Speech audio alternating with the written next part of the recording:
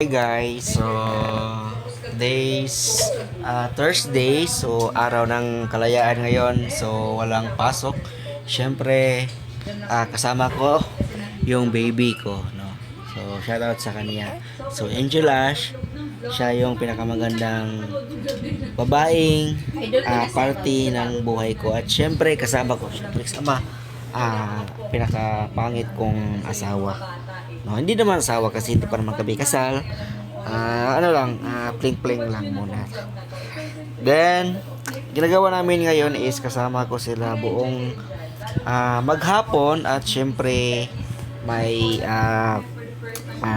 pinapanood lang kami na isang vlogger. Syempre, idol to ng partner ko si Zainab.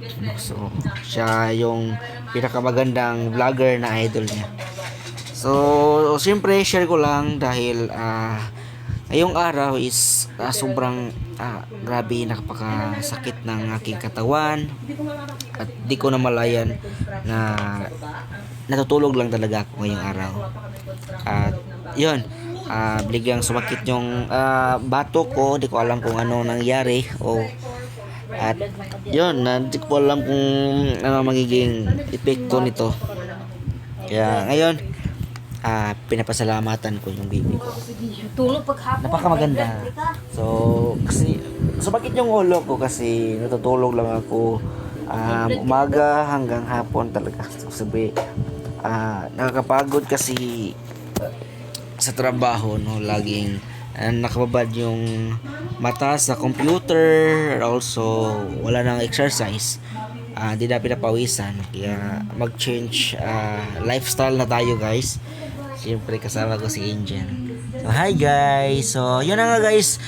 Thank you sa ating mga viewers, mga followers na laging sumusuporta sa atin. I assure no, sa balang araw matutulungan ko yung mga taong nangailangan talaga. So siyempre kailangan muna natin kailangan natin pagsikapan ng maigi. At syempre sa sarili natin, no, siyempre sa ating anak, siya ang nagbibigay lakas sa ating pangaraw-araw. So yun na guys. Syempre nagpapasalamat pa rin tayo kay God kasi binigyan tayo ng magandang buhay, no, diet lang, at saka magandang hanap buhay. So yun. So masaya ko kahit ano man yung pinagdadaanan natin. Syempre napakaswerte ko pa rin. Diba? So that's it for today's video guys. Bye bye.